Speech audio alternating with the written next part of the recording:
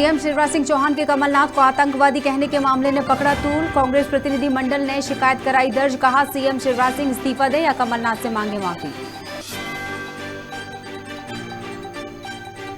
रायपुर में मुख्यमंत्री निवास कार्यालय में हुई कैबिनेट बैठक। कई महत्वपूर्ण मुद्दों पर हुई चर्चा। मूल निवास प्रमाण पत्र बनाने की प्रक्रिया में किया बदलाव।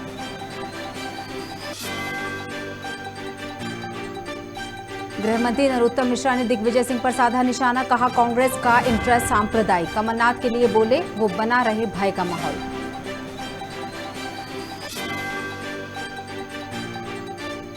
गौरेला पेंड्रा मरवाही में भाजपा ने प्रदेश सरकार पर बोला हमला। कहा प्रदेश में कानून व्यवस्था हो गई चौपट। यहां अपराधी बेखौफ घूम रहे हैं।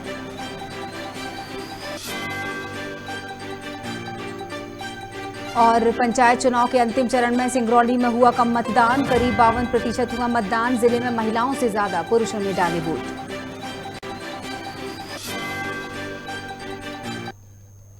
नमस्कार, खबर भारत के साथ मैं हूं क्रांति प्रिया। बढ़ते हैं खबरों की तरफ। सीएम शिवराज सिंह चौहान के द्वारा कमलनाथ को आतंकवादी कहने के मामले ने तूल पकड़ लिया है, जिसको लेकर कांग्रेस का प्रतिनिधिमंडल श्यामला हिल्स थाने पहुंचा और सीएम शिवराज के खिलाफ शिकायत दर्ज कराई।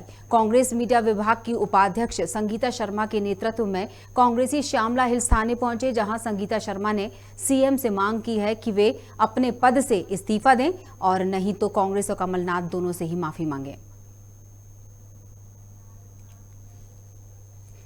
भोपाल से खबर हम आपको बता रहे हैं, जहां सीएम शिवराज सिंह चौहान ने कमलनाथ को लेकर जो बयान दिया था, दरअसल उस बयान को लेकर शिकायत दर्ज करवाई गई है और ये शिकायत दर्ज करवाई है संगीता शर्मा ने, जो कि मीडिया विभाग, कांग्रेस मीडिया विभाग की उपाध्यक्ष हैं। उन्होंने साफ तौर पर शिकायत में इस बात का उल्लेख किया है कि सीएम या तो माफी मांग लें और या फिर अपने पद से इस्तीफा दे दें, ना सिर्फ कमलनाथ बल्कि पूरी पार्टी से। नहीं, अभी उसकी विषय वस्तु का अवलोकन किया जा रहा है। क्या परिस्थितियां थी, क्या कहां किन जगह पे क्या कैसा बोला गया है, वो सारे तथ्यों को परखा जाएगा और उसमें जो भी साक्ष्य होंगे उसके मुताबिक कार्रवाई वैधानिक की जाएगी। देखिए, मध्य प्रदेश के मुख्यमंत्री माननीय शिवराज सिंह चौहान जी द्वारा सीधी की एक सभा में उन्होंने भाषण के दौरान कहा है कि कांग्रेस पार्टी और कमलनाथ जी जो है वो आतंकी हैं और इस तरीके के बयान से भारतीय राष्ट्रीय कांग्रेस के हम सभी कार्यकर्ता बहुत आहत हैं। और जिस तरीके से उन्होंने ये भाषण दिया है, उस भाषण में कांग्रेस को एक आतंकवादी संगठन घोषित किया है और साथ ही हमारे राष्ट्रीय नेता एवं मध्य प्रदेश के पूर्व मुख्यमंत्री माननीय कमलनाथ जी, जो कि प्रदेश अध्यक्ष भी हैं भारतीय राष्ट्रीय कांग्रेस के, तो इस तरीके से उनके ऊपर इस तरीके की टिप्पणी जो की गई है वो बहुत ही आपत्तिजनक है। और शिवराज सिंह चौहान जी जिस तरीके से उन्होंने इस भाषण में कहा है, उससे हम सभी आहत हैं। इसी को लेकर आज हम श्यामला हिल्स थाने पर आए हैं और हमने एक शिकायत की है कि जो कानून है वो सबके लिए समान है, चाहे वो मुख्यमंत्री हो चाहे आम नागरिक हो, तो कानून जो है सबके लिए समान है। इस वजह से माननीय मुख्यमंत्री जी पर कार्रवाई की जाए और जो हमने आवेदन दिया है उस पर उन्हें या तो अपना इस्तीफा देना चाहिए या प्रदेश की जनता के सामने भारतीय राष्ट्रीय कांग्रेस और माननीय कमलनाथ जी से माफी मांगना चाहिए। छत्तीसगढ़ के मुख्यमंत्री निवास कार्यालय यानी रायपुर में छत्तीसगढ़ कैबिनेट की बैठक हुई, जिसमें कई महत्वपूर्ण मुद्दों पर चर्चा हुई और महत्वपूर्ण फैसले भी लिए गए। बैठक में मूल निवास प्रमाण पत्र बनाने की प्रक्रिया में बदलाव किया गया। अब निवास प्रमाण पत्र बनवाने के लिए पहली, चौथी और 5वीं क्लास का रिजल्ट अनिवार्य होगा। प्रदेश में इलेक्ट्रॉनिक व्हीकल को बढ़ावा देने के लिए 2 पहिया, 3 पहिया, 4 पहिया, मालवाहक यात्री वाहन और अन्य श्रेणी के इलेक्ट्रिक वाहनों की खरीदी पर छूट दी जाएगी।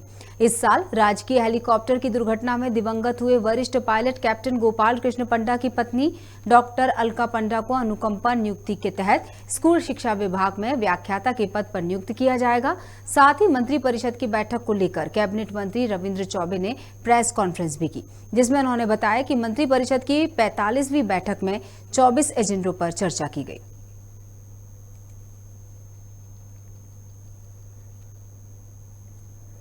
मध्य प्रदेश के गृह मंत्री नरोत्तम मिश्रा ने दिग्विजय सिंह पर टिप्पणी करते हुए कहा कि वे ऐसे मामलों पर चुप्पी साध लेते हैं। कांग्रेस का इंटरेस्ट सांप्रदायिक रहता है, ऐसे मामलों में कांग्रेसी शांत रहते हैं, ये खेल उन्हीं का है। काली जी के लिए वे नहीं बोलेंगे। कमलनाथ पर निशाना साधते उन्होंने कहा कि वे भय का वातावरण बनाना चाहते हैं, भ्रम फैलाने का काम करते हैं। 15 महीने क्या 15 साल भी कमलनाथ सरकार नहीं बना पाएंगे।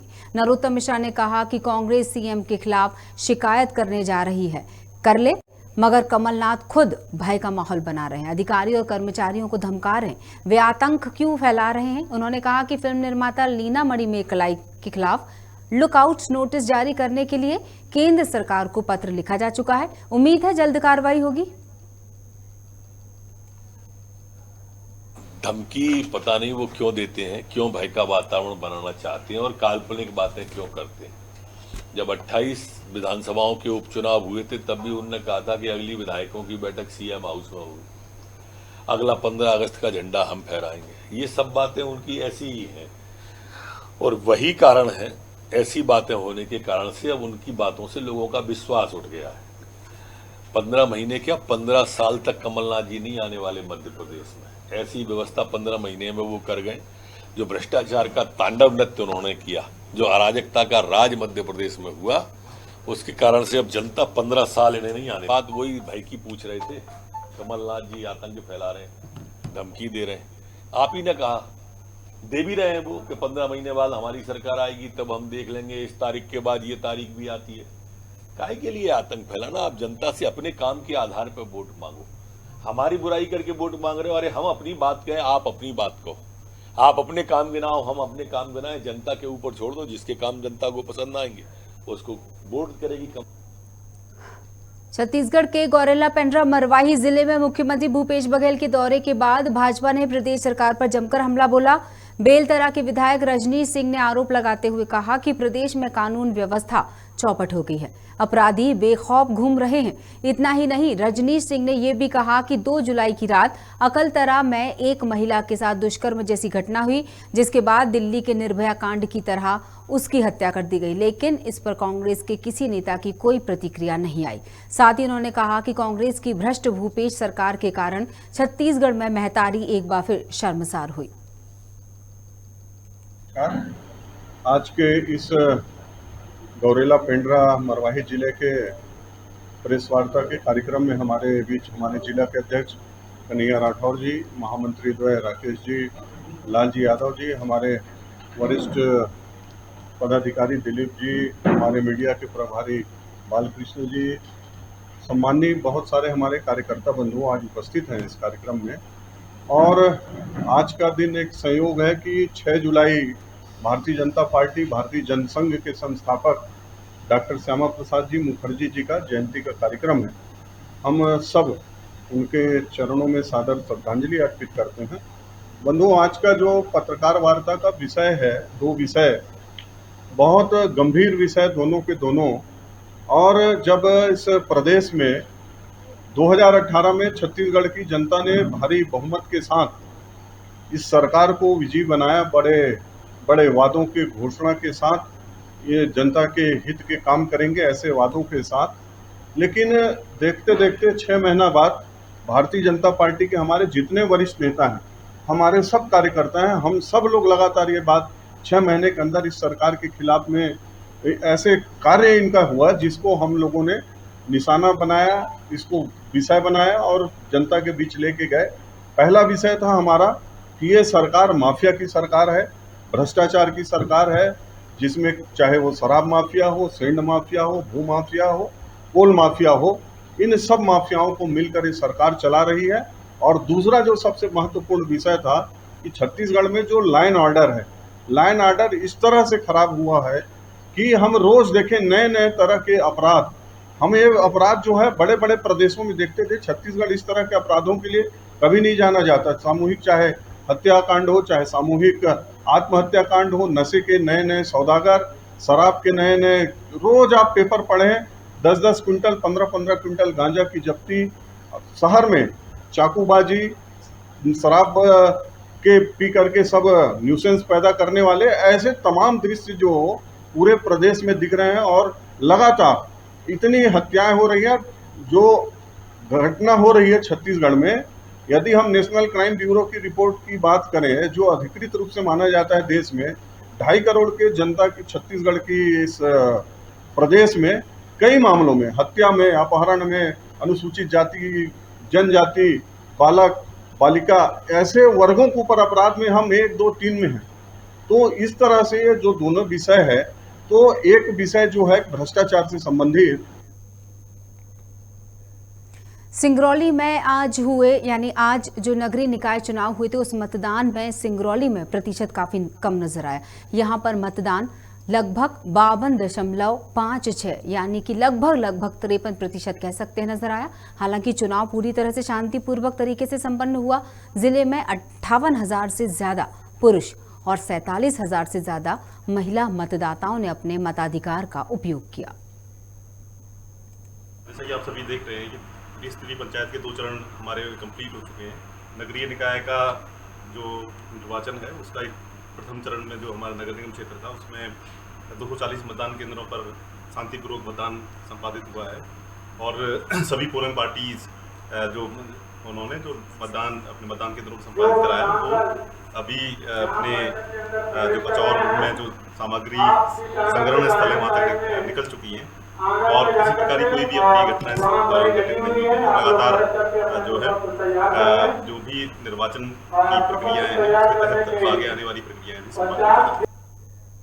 भारतीय जनता पार्टी के नेताओं ने लोरमी विधानसभा क्षेत्र के लोरमी से डिंडौल पेजनिया कोतरी को जोड़ने वाले एडीबी मार्ग को लेकर कलेक्टर के नाम एसडीएम को ज्ञापन सौंपा, जिसमें उन्होंने ठेकेदार के द्वारा गुणवत्ता विहीन निर्माण कार्य करने की शिकायत की। साथ ही ठेकेदार और अधिकारियों के विरुद्ध प्रकरण दर्ज कर कड़ी कार्रवाई करने की बात भी कही। बता दें, रोड निर्माण समय पर न होने से ग्रामीण परेशान हो रहे हैं। जनप्रतिनिधियों ने इसकी कई बार शिकायत भी की, लेकिन आज तक कोई कार्रवाई नहीं हुई।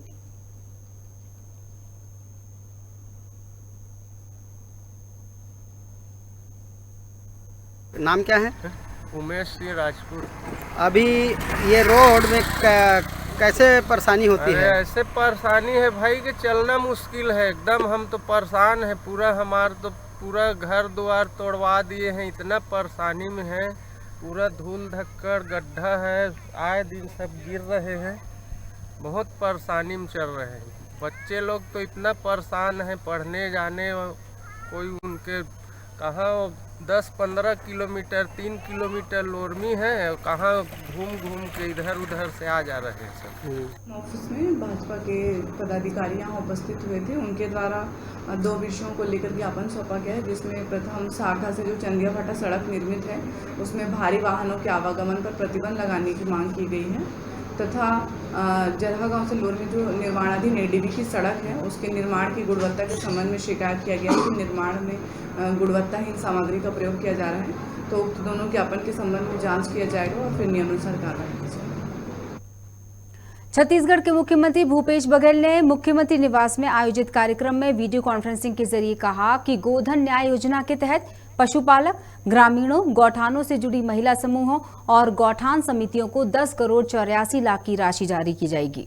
इसमें 15 जून से 30 जून तक राज्य के गौठानों में पशुपालक, ग्रामीणों, किसानों और भूमिहीनों से खरीदे गए गोबर के एवज में 3 करोड़ 69 लाख रुपए का भुगतान, गौठान समितियों को 4.31 यानी लगभग 4.5 करोड़ और महिला समूहों को 2.84 करोड़ रुपए की लाभांश राशि शामिल है।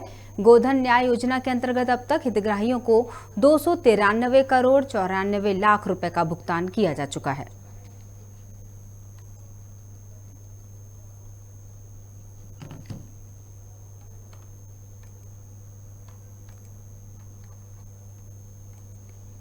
जबलपुर में शांतिपूर्ण तरीके से मतदान होने के बाद जबलपुर एसपी सिद्धार्थ बहुगुणा ने अधिकारियों और कर्मचारियों को धन्यवाद दिया। इस दौरान तारीफ करते हुए उन्होंने कहा कि पुलिस की अच्छी रणनीति और कठोर कार्रवाई का ही परिणाम है कि जिले में चुनाव शांतिपूर्ण तरीके से संपन्न हुए।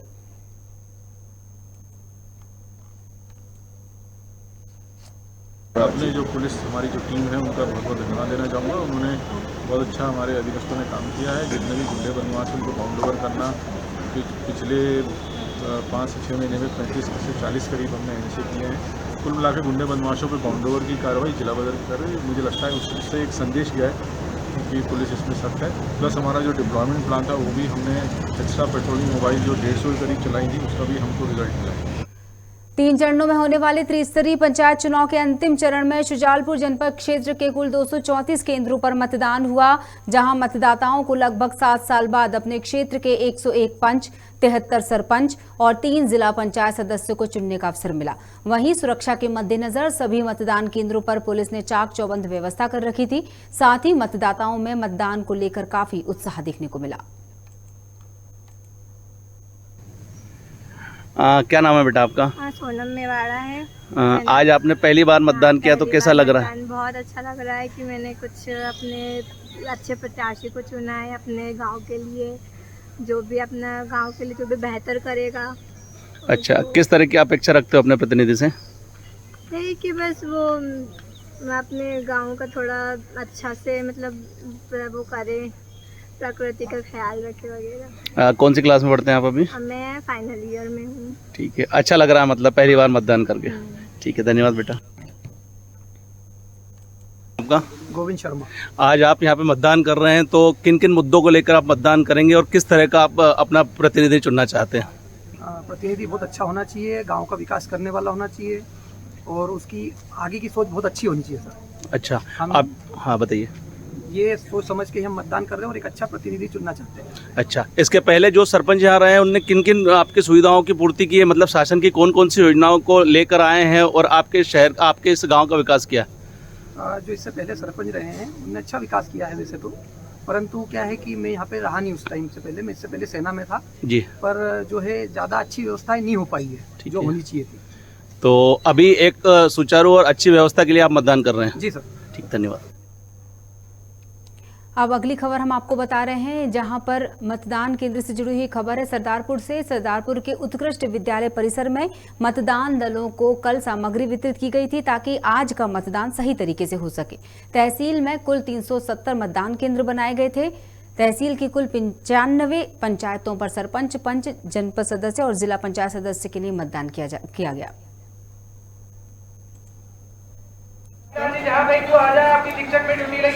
कल मतदान होना है सर, पुलिस की सर क्या व्यवस्था है सुरक्षा? कल की तैयारी हमने पूरी कर ली है पुलिस की तरफ से। इसमें व्यवस्था लगी है, क्षेत्र में 2 DSP हैं, 7 PI हैं, ASI और SI 40 हैं, चौकीदार 370 हैं, होमगार्ड के 60 हैं और SF के 14 लोग हैं, सेक्टर मजिस्ट्रेट 25 हैं और जोनल अधिकारी 14 हैं। पुलिस मोबाइल क्षेत्र में 25 चलेगी और टोटल फोर्स लगा है 557। और संवेदनशील मतदान केंद्र? संवेदनशील मतदान केंद्र है 42 और अति संवेदनशील केंद्र है 5।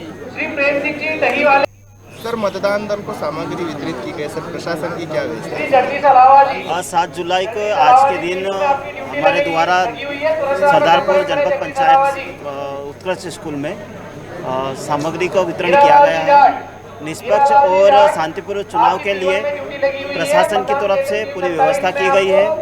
वर्षा ऋतु को ध्यान में रखते हुए भी हमने जो है मतदान केंद्रों पर सभी व्यवस्थाएं की गई है। मतदान कर्मचारी, मतदान करवाने वाले दल को भी वहाँ पे जो है खाने पीने की सब व्यवस्था की गई है। पुलिस प्रशासन की तरफ से भी जो है शांतिपूर्ण चुनाव के लिए किसी भी प्रकार की कोई अनहोनी ना हो, इसके लिए पूरी व्यवस्था की गई। कुल कितने मतदान केंद्र है? 370 मतदान केंद्र है सरदारपुर ब्लॉक में। सुकमा में DRG जवानों के साथ DIG CRPF योज्ञान सिंह और SP सुनील शर्मा का मिलन समारोह हुआ, जिसमें SP ने जवानों को चलचित्र दिखाया, तो वहीं DIG योज्ञान सिंह ने संबोधित करते हुए कहा कि बस्तर को DRG से ज्यादा कोई नहीं जान सकता और इनके योगदान से ही बस्तर शांति की ओर अग्रसर है। इसके बाद SP शर्मा ने बताया कि DRG की कार्यक्षमता और बहादुरी की वजह से एक साल में 15 नक्सली मारे गए हैं और लगभग 100 नक्सली गिरफ्तार हो चुके हैं।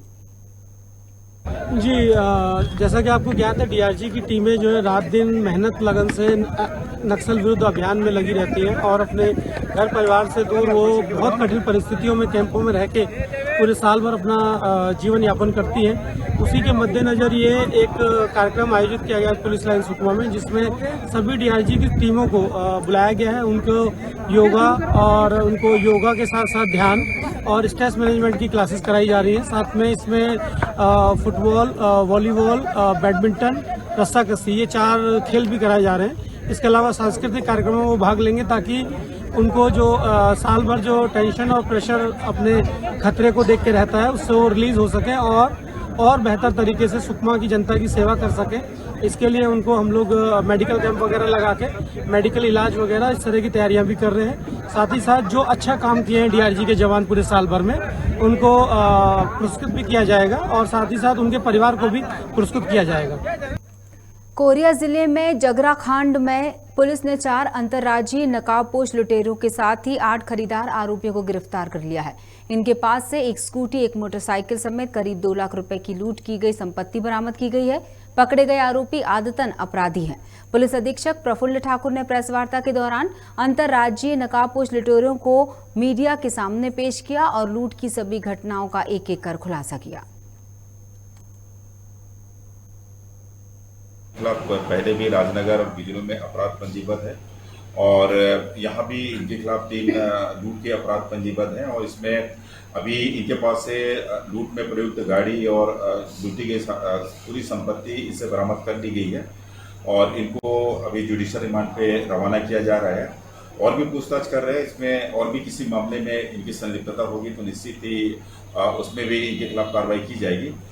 इसमें इनके अलावा 4 लोगों की और गिरफ्तारी हुई है। टोटल इस प्रकरण में 8 लोगों की गिरफ्तारी हुई है। 4 वो लोग हैं जो लूटी गई संपत्ति में से इन्होंने उस संपत्ति को खरीदा था, उनकी भी हम लोगों ने गिरफ्तारी की है। तो कुल इन प्रकरणों में 8 लोगों की गिरफ्तारी हुई है और इसमें अभी सभी को जुडिशियल रिमांड पर रवाना किया जा रहा है। सुकमा पुलिस ने 55 मोबाइल फोन बरामद कर लिए हैं। सुकमा साइबर सेल प्रभारी संजय यादव और उनकी टीम के अच्छे कार्यप्रणाली के चलते 55 गुम हुए मोबाइल बरामद कर लिए गए। सुकमा एसपी सुनील शर्मा, एएसपी किरण और एएसपी ओम चंदेल ने मोबाइल फोन उनके मालिकों को सुपुर्द कर दिए।